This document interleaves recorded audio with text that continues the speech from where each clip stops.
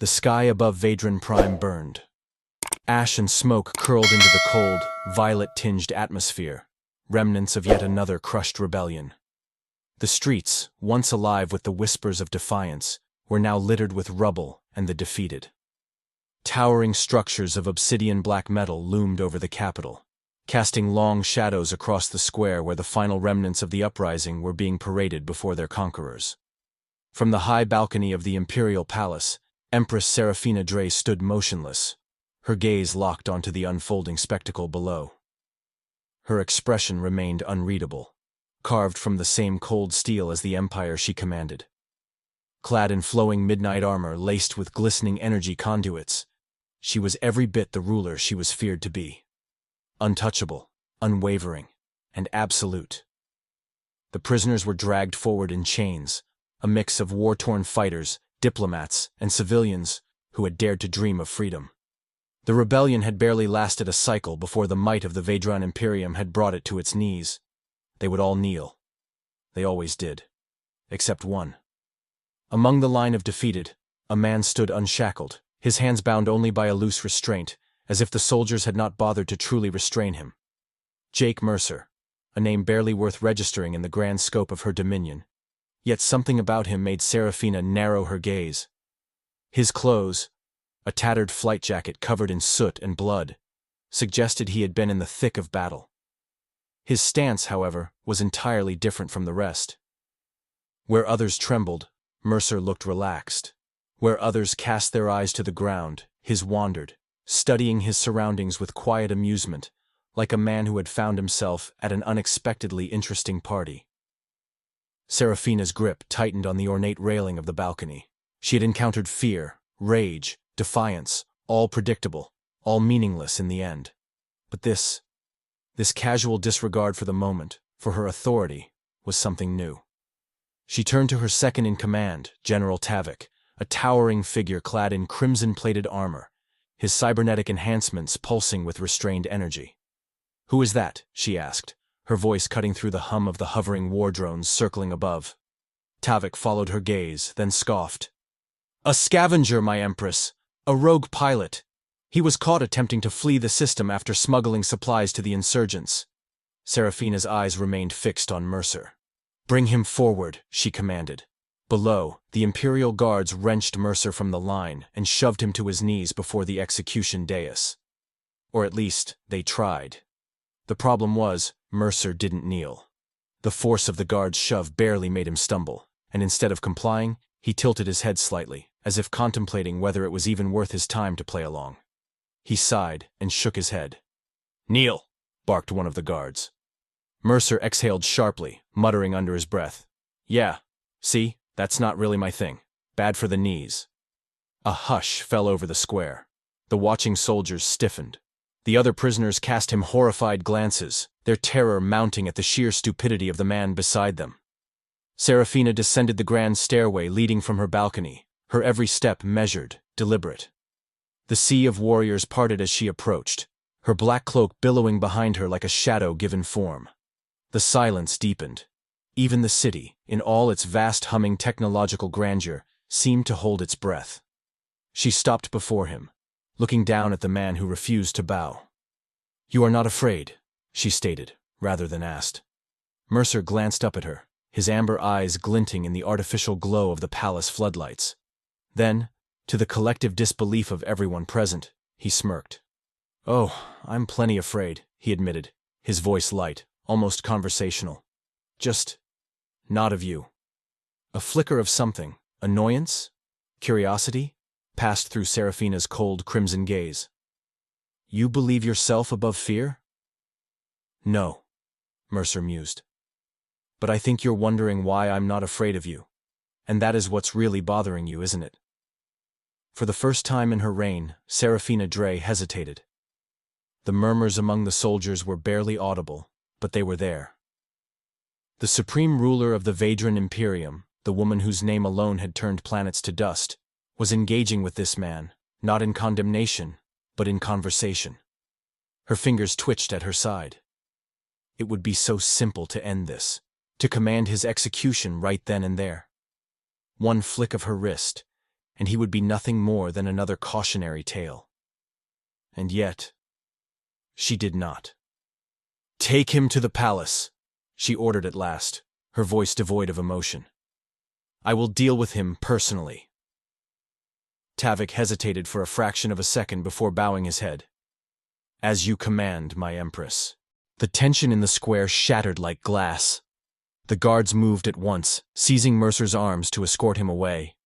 He went without resistance, though as they led him past Serafina, he gave her a look that was knowing. It was the look of a man who had just won something. And for the first time in a very long time, Serafina felt uncertain. She turned away sharply, her cloak swirling behind her, concealing the way her fingers had unconsciously curled into a fist. This was nothing. A momentary distraction, an anomaly to be corrected. And yet, as she ascended the grand stairway back into the palace, she could not shake the lingering sensation that something irreversible had just begun. The chamber was a masterpiece of control. Every detail, from the cold metal walls to the absence of any visible seams, was designed to suppress the human spirit. The light overhead was neither harsh nor dim, just an unsettling sterile glow that made it impossible to discern time. No shadows, no comfort, no distractions. A place where people broke, where the strongest minds fractured into compliance. Yet, Jake Mercer lounged in the high-security interrogation chamber, as if it were a luxury suite. He sat with his feet propped against the edge of the metal table, hands tucked behind his head, looking completely at ease. He had even started whistling, a low, easy tune that reverberated against the walls in a way that made it sound almost intentional. The guards had left him alone for over an hour, probably expecting the silence and cold isolation to wear him down. It hadn't. If anything, he seemed to be enjoying himself. He glanced around the room, observing its perfect symmetry, the lack of anything organic. A prison designed to strip away any illusion of control from its occupant. But Mercer wasn't like other prisoners. He wasn't afraid. When the doors finally hissed open, he didn't flinch. He simply shifted his weight, exhaling slowly as Empress Serafina Dre stepped inside. She wasn't alone. General Tavik loomed beside her, a silent enforcer whose very presence was enough to make most prisoners beg for mercy before a single word was spoken. Mercer, however, didn't even acknowledge him. His attention was solely on her. Serafina's expression remained unreadable, cold as always. But there was a flicker of something in her crimson gaze. Something more than just authority. Perhaps curiosity. She had ordered countless interrogations, but rarely had she conducted one herself. That alone told Mercer he had gotten under her skin, if only a little. She took a slow step forward, stopping just beyond the range of the table. The air between them felt charged, though neither of them moved. The only sound was the faint hum of the security systems embedded in the walls, monitoring every breath, every shift of energy. "You've made an impression," she finally said, her voice smooth but edged with steel. Mercer offered a lazy shrug. "I do that." She ignored his flippancy. "You helped the rebels, smuggled weapons into a restricted sector, and attempted to flee when our forces descended upon their stronghold. That was a mistake." "Was it?" He tilted his head, as if genuinely considering it. "I mean, I'm alive. That's more than I can say for most of the people down there." Her jaw tightened almost imperceptibly. It was the first thing he had said that wasn't a joke, and it hit its mark. She didn't let it show. "You are alive," she conceded. "For now." Mercer grinned. "See? You say that like it's supposed to be threatening, but it just makes me think you haven't decided what to do with me yet." She met his gaze, her posture perfect, regal, controlled. "Do you believe you have any say in this?" "Oh, absolutely not," he said easily. "I just find it interesting that you haven't killed me yet. Normally, someone like me wouldn't have lasted 5 minutes in that courtyard." Her silence was an answer in itself. He leaned forward slightly, dropping his feet to the floor with a deliberate slowness, his demeanor shifting just enough to be noticeable. "I think you're trying to figure out what makes me different." Serafina did not react, but the temperature in the room seemed to drop. Tavik stiffened at her side, his hand subtly shifting toward the energy blade strapped to his belt. "You think too highly of yourself," she said, her voice cool as glass. "Not really," Mercer mused. "I just don't think you usually waste time talking to people who don't matter." That got her attention. He saw the flicker of irritation in her eyes before she buried it beneath her usual impassivity. She took another step forward, placing her gloved hands on the table between them. "Let's test your theory, then," she said. "Do you believe you can escape this place?" Mercer exhaled through his nose, shaking his head. "See, that's the wrong question." She arched a brow. "Is it?" "Oh, absolutely. The question isn't whether I think I can escape. The question is," he leaned forward, lowering his voice just slightly, "why I haven't tried yet." There it was. A fracture in her carefully controlled demeanor. Small, barely perceptible, but it was there. The tiniest flicker of doubt. She straightened, but not before he caught the way her fingers curled ever so slightly against the table, betraying the tension she wouldn't allow to surface. "You overestimate your importance," she said smoothly.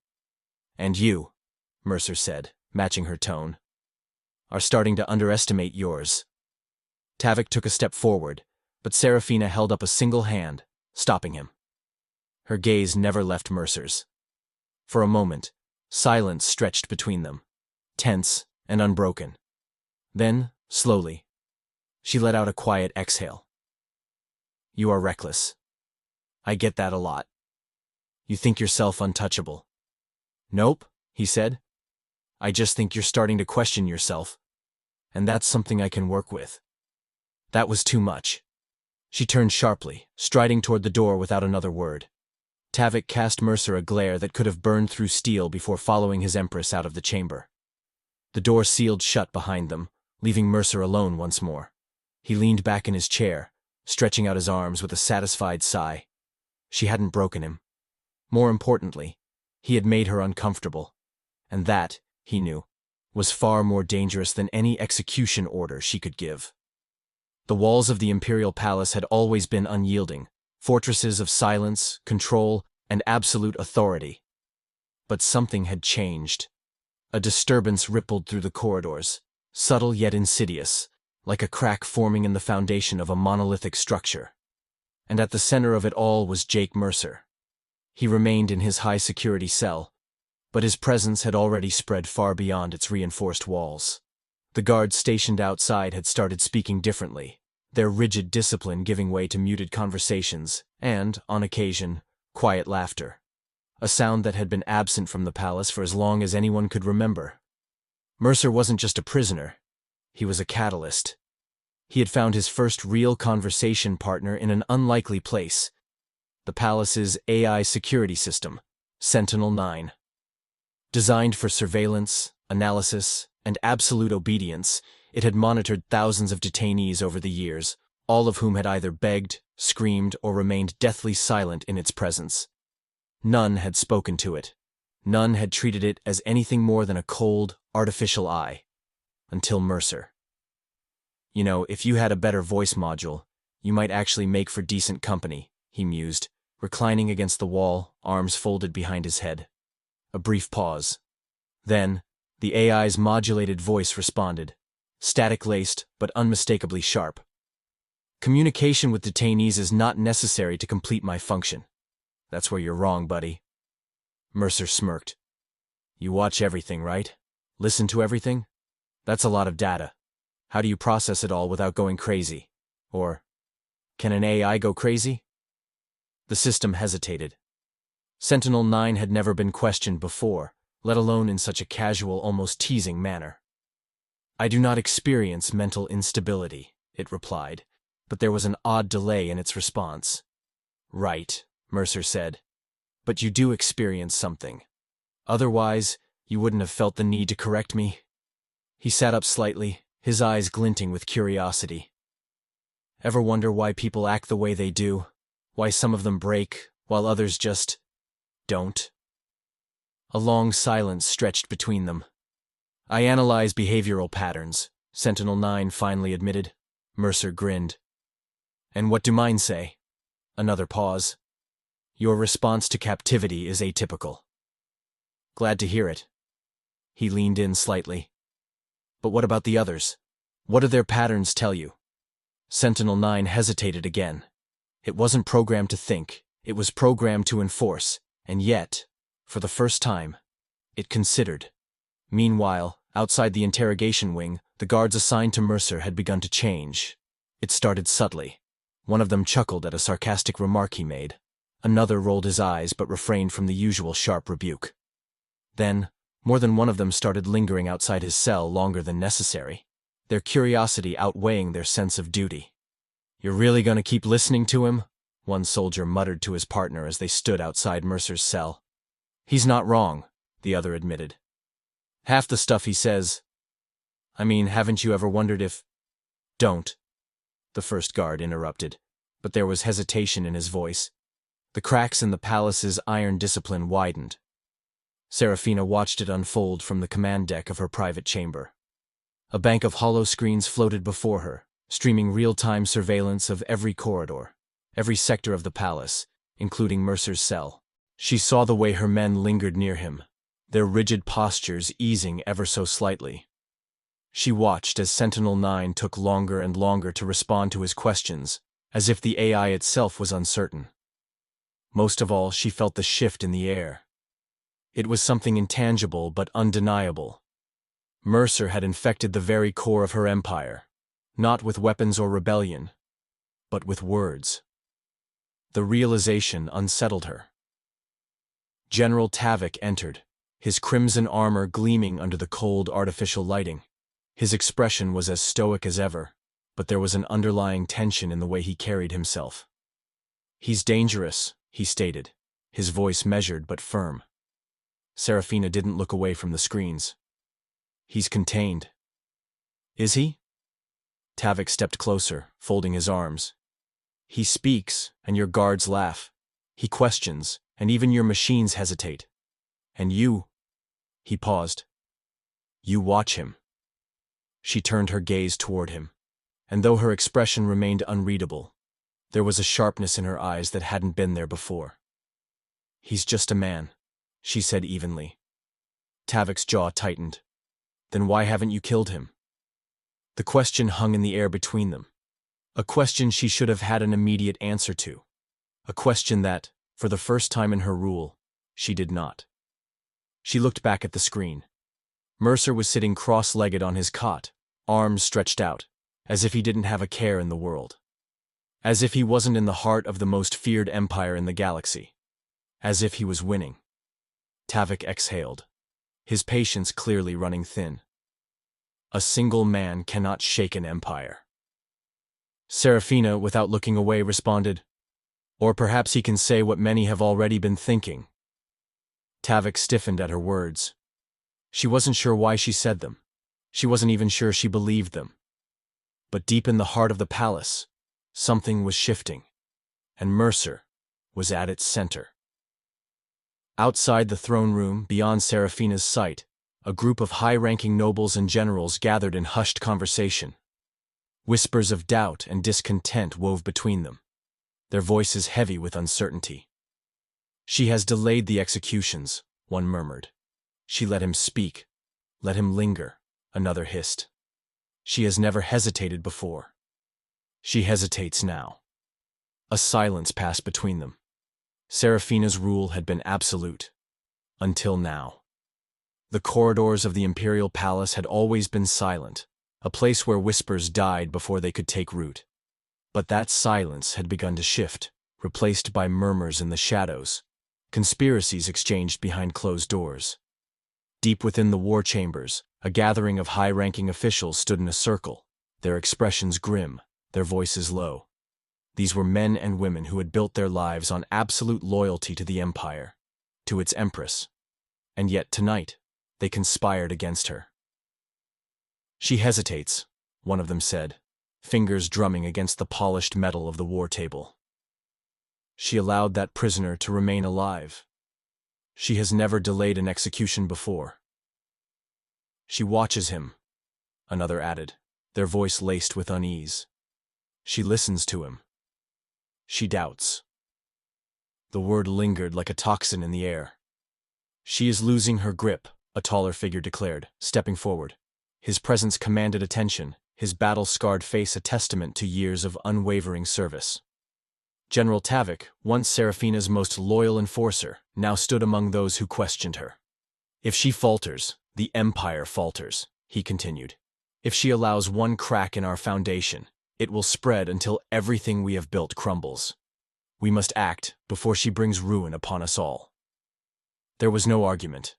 These were warriors, strategists, men and women who had shaped the very foundations of Vadran Prime. They had served under Serafina because she had been unyielding, absolute. But if she was no longer the pillar of strength they had once followed, then someone else had to take control. And so, the decision was made. The Empress would not see another sunrise. Mercer had no intention of getting involved. That had been his plan from the moment he was captured. Survive, assess, and escape. He wasn't here to fight a war that wasn't his. He had no loyalty to Serafina, no stake in the crumbling empire she commanded. He was just a pilot who had been in the wrong place at the wrong time. But fate had other plans. He was supposed to be in his cell, but Mercer had never been good at following the rules. Slipping past security had been almost too easy, thanks to the guard's newfound distraction. He had meant only to explore, to test the limits of the security systems, to see how deep the Empire's cracks ran. That was when he overheard them. Standing in the shadow of a dimly lit corridor, he listened as the voices of treason filled the chamber beyond. He had no love for the Empress, but something about the cold precision of their words made his skin crawl. These weren't men plotting a shift in leadership. This wasn't a rebellion seeking justice. This was an execution. A quiet voice in the back of his mind told him to leave, to let them do what they planned. It wasn't his fight. He could use the chaos to slip away, to disappear into the vastness of the galaxy before anyone realized he was gone. But another voice, quieter but far more insistent, whispered something else. She spared you. The words pressed against his ribs like a weight he couldn't shake. She had the chance to kill him, more than once. But she hadn't. And whether she admitted it or not, she was alone in a room full of predators. Mercer cursed under his breath, knowing he had already made his decision before his body even moved. Serafina was standing at the observation deck when the door behind her hissed open. She didn't turn at first, assuming it was one of her guards, but something in the air made her tense. Then she heard his voice. You need to leave. She turned sharply, eyes narrowing as she took in Mercer standing in the doorway, breath slightly uneven, as if he had moved quickly to get here. I don't recall summoning you, she said coolly. Yeah, well, I don't recall signing up for assassination, but here we are.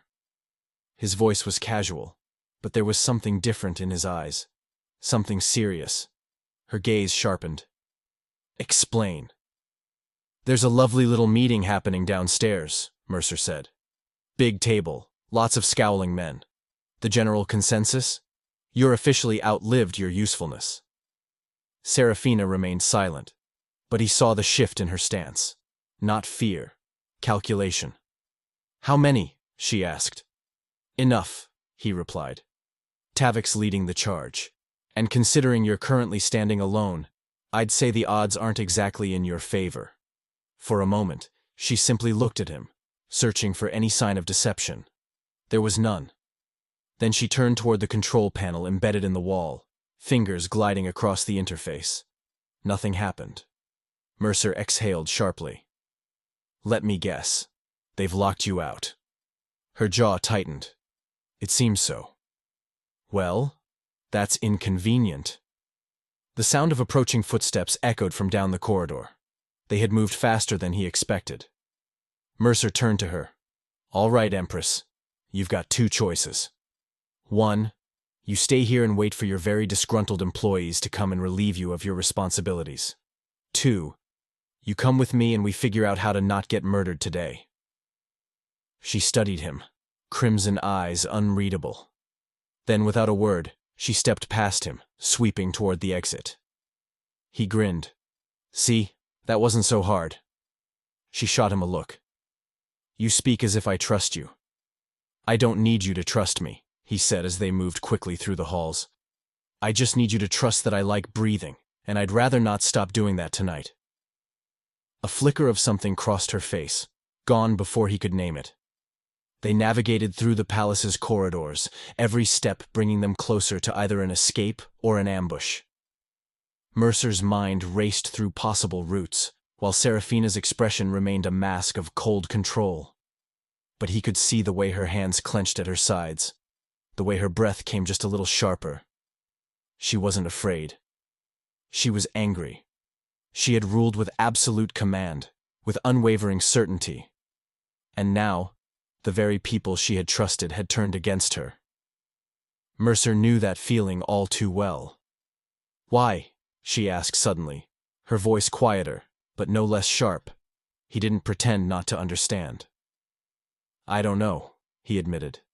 Maybe I just don't like when people break the rules. And killing the boss before she even knows she's fired? That's bad form. She said nothing, but for the first time, something in her expression softened. Not gratitude. Not yet. But understanding. The footsteps behind them grew louder. There was no time for questions, no time for doubt. For now, they ran. The corridors of the palace burned with chaos. Alarm sirens wailed through the grand halls, the deep crimson of emergency lights casting flickering shadows against the high arched walls. The scent of scorched metal and smoke clung to the air, mingling with the sharp tang of blood. The attack had begun faster than anticipated. Seraphina moved with precision, her every step measured, her every motion fluid as she cut through the ranks of her traitorous soldiers. Her blade, humming with violet energy, carved through the darkness, each strike a testament to why she had ruled for so long without question. But there were too many. The coup had been carefully planned, each detail calculated, and now she found herself surrounded in her own palace, hunted like prey. She had been betrayed before. That was the nature of power. But never like this. Never by the people she had built her empire with, by the very generals who had once sworn their loyalty with unwavering conviction. A bolt of plasma hissed past her head, barely missing as she twisted into the cover of a shattered column. Her breathing was steady, but beneath the surface, fury crackled like a storm. From the other side of the grand chamber, a voice called out, a voice she knew all too well. You should have seen this coming. Seraphina stepped out from behind the column, her grip tightening around the hilt of her blade as she met the gaze of General Tavik. He stood amidst the wreckage, his crimson armor still gleaming, unmarked by the destruction he had unleashed. Around him, his soldiers held formation, weapons trained on their former ruler. Her expression remained unreadable, cold as the void. You presume much, Tavik. He smiled, though there was no warmth in it. I learned from the best. For a moment, there was only silence. Then, without another word, he lunged. Seraphina met his strike with a brutal efficiency, her blade intercepting his with a flash of violet light. The impact sent sparks scattering across the polished floor. Their movements were swift, deadly. Two warriors who had fought countless battles side by side now turned against each other. Tavik was relentless. His attacks came in rapid succession, each strike meant to overwhelm, not just defeat. But Seraphina had not ruled through brute strength alone. She was faster, her counters sharper, her control absolute. Still, she was outnumbered. The soldiers flanking Tavik moved in, weapons raised. One fired, a sharp, blinding streak of energy cutting through the air toward her. She twisted, barely evading, but the moment of distraction cost her. Tavik's boot slammed into her midsection, sending her crashing against the steps leading to the throne. Pain radiated through her ribs, but she refused to let it slow her down.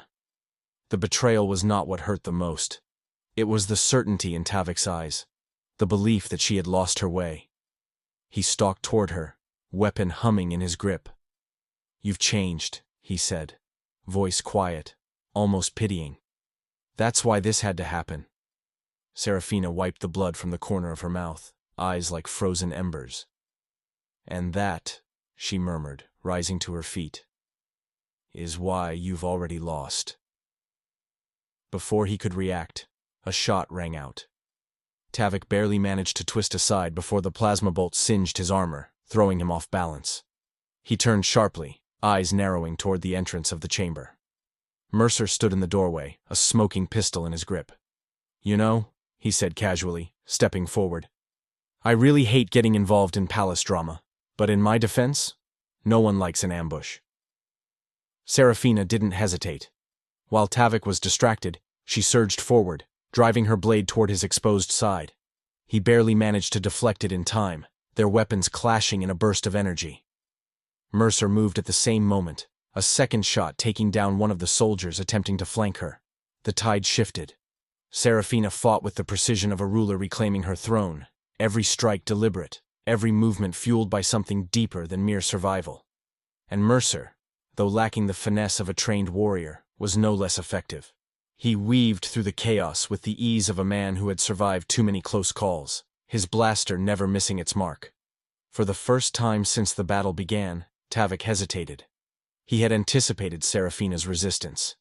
He had not anticipated Mercer, and that mistake cost him. With one final fluid motion, Serafina disarmed Tavik, sending his weapon skidding across the floor. She pressed the edge of her blade against his throat, their gazes locking. For a moment, there was only silence. The soldiers still standing froze, awaiting the inevitable. Tavik's jaw clenched. "Then do it." Serafina's grip remained steady. Every instinct screamed for her to finish this, to prove to the rest of the Empire that betrayal would not be tolerated. But she didn't strike. Instead, she lowered her weapon. Mercer, standing a few feet away, let out a low whistle. "Well, that's unexpected." Serafina turned from Tavik, dismissing him entirely as she surveyed the battlefield. The remaining traitors were subdued, their attempt at a coup crushed before it could take full shape. She had won. Yet, deep within, there was no satisfaction, only a gnawing uncertainty. Mercer studied her as she stared out over the ruined throne room, her expression unreadable. He had expected cold triumph, some sharp remark about how she had outplayed them all. Instead, she seemed lost. "You all right there, Empress?" he asked. She didn't look at him when she answered. "I expected betrayal," she murmured. "I did not expect to hesitate." Mercer folded his arms.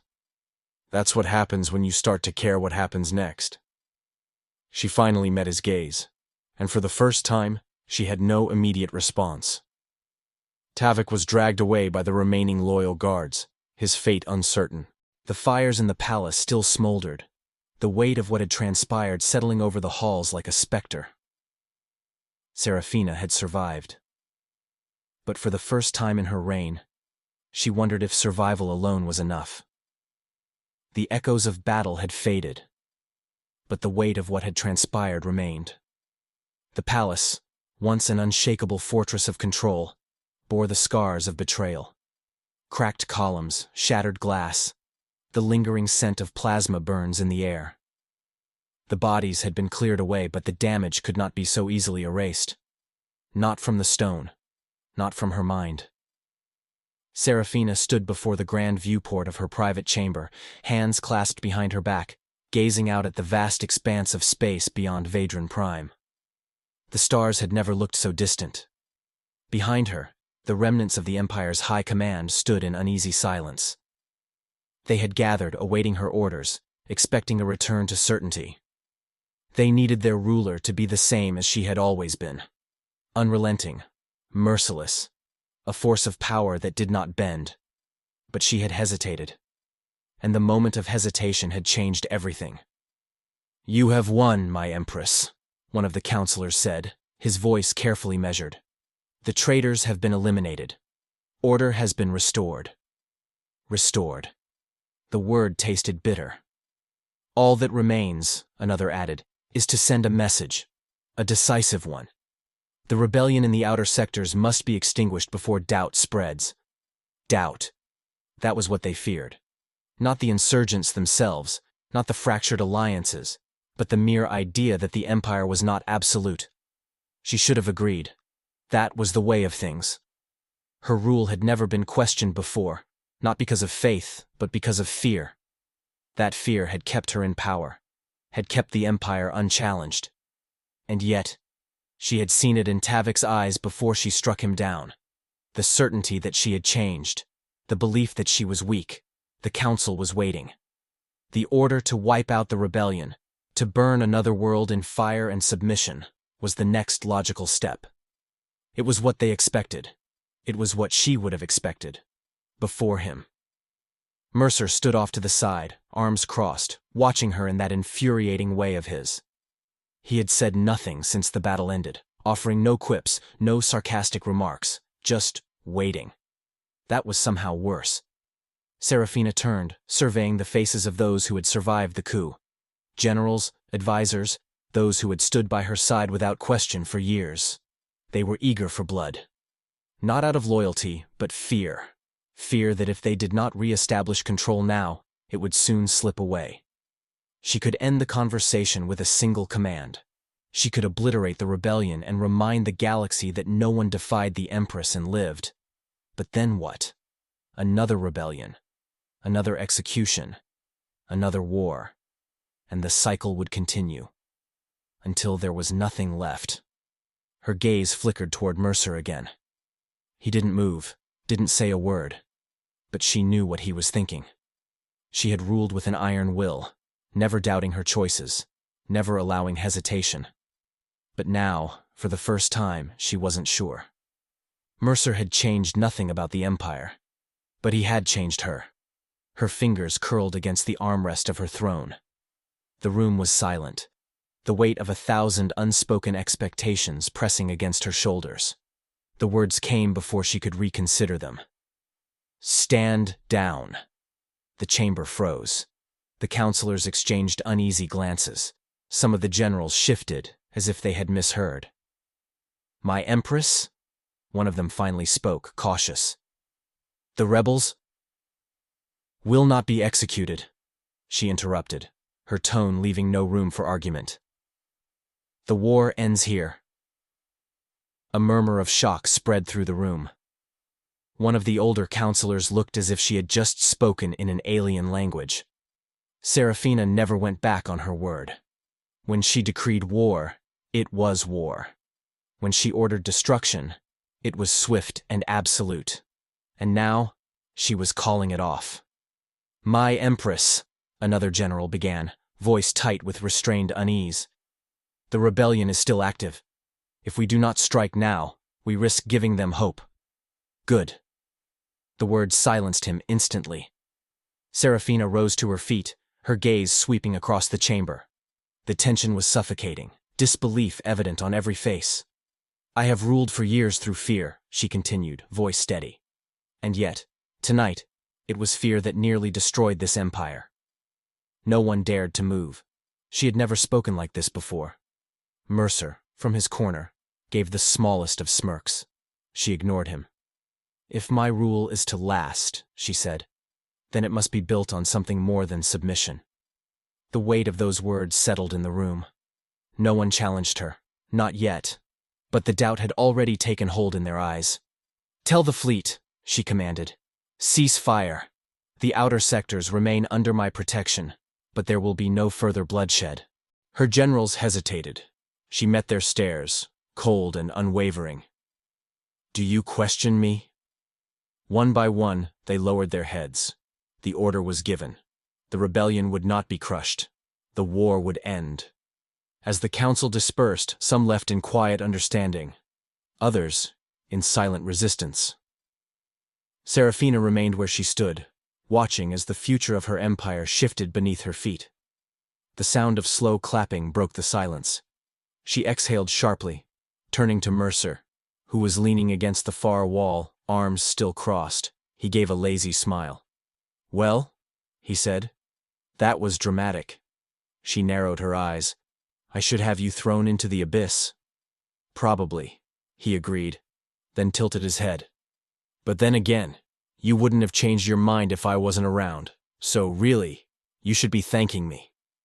She let out a breath, somewhere between exhaustion and irritation. I do not thank men like you. He smirked. No, but you listen to them. She did not dignify that with a response. Instead, she turned back toward the viewport, watching as the darkness of space stretched endlessly beyond the palace. She had never doubted before. She had never hesitated. But tonight, she had made a choice.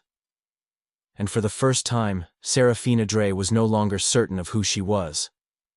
The silence in the throne room was different now. It was no longer the oppressive quiet of a ruler's absolute control or the eerie stillness before an execution. It was something else. Something neither Serafina nor those who served her had ever encountered. Uncertainty. The war was over. The command had been given, and for the first time in history, the Empire had chosen restraint over destruction. Word would spread like wildfire, reaching every corner of the Vedran Imperium, igniting whispers of speculation.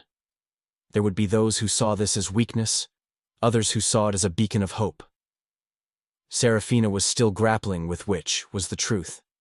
She stood at the edge of the grand balcony, overlooking the city below. The neon lights of Vedran Prime pulsed like a living entity, stretching far beyond the horizon. The people down there had no idea what had just happened in this chamber. They did not yet know that their world had shifted beneath their feet. A presence at her back pulled her from her thoughts. She didn't have to turn to know who it was. "I assume you're enjoying yourself," she said, her voice measured. Behind her, Mercer chuckled. "Oh, immensely. I mean, it's not every day you see an empire take a hard left turn out of tyranny." She glanced at him over her shoulder. He leaned casually against one of the marble pillars, his usual smirk in place, but his eyes held something more. Something almost curious. "You act as if you had nothing to do with it," she said. Mercer spread his hands in mock innocence. "Me? I'm just a guy who happened to be in the right place at the right time." Serafina turned back to the view, letting the night air cool the residual heat of battle from her skin. The war had been decided in a single moment, a choice she hadn't even fully understood herself until it was made. She had ruled through fear her entire life, and yet, tonight, she had chosen something else. The weight of it settled on her shoulders. "Your people will resist this," Mercer said after a pause. She nodded. "I know. Some will try to take your throne. They will fail." "You sure?" She finally turned to him fully, her gaze sharp. "Do I look unsure?" Mercer studied her for a moment, then grinned. "A little." She exhaled, irritation flickering across her features. "You are insufferable. And yet, here I am." A ghost of a smile almost touched her lips, but she smothered it before it could form. Mercer pushed off the pillar, stepping closer. His usual bravado was still there, but there was something else beneath it now. An understanding that hadn't been there before. "You made a choice," he said. "Not just for your empire, but for yourself." She held his gaze, considering. "And what do you think that means?" He shrugged. "I think it means you're finally free. Or at least, as free as a ruler can be." The words settled between them, heavier than she expected. For years, she had commanded with an iron fist, never questioning, never hesitating. Yet in one decisive moment, she had rewritten everything. What did that make her now? A leader, still? Or someone entirely different? A quiet breeze drifted through the balcony, carrying with it the distant hum of the city below. For the first time, she felt the enormity of what lay ahead, not just the battle to maintain control, but the battle within herself. Mercer turned slightly, glancing back toward the palace interior. So, now what? She knew what he was asking. Would she stay the course? Would she falter? Would she continue this fragile, uncertain experiment in something other than fear? And more than that, what would he do? He had no stake in this empire. Across the galaxies, across time itself. You've found your way here. Where are you watching from? Drop your location in the comments. Let's see how far across the universe our community reaches. And don't forget to subscribe and turn on notifications, because tomorrow's episode will take you even deeper into the unknown. You won't want to miss it.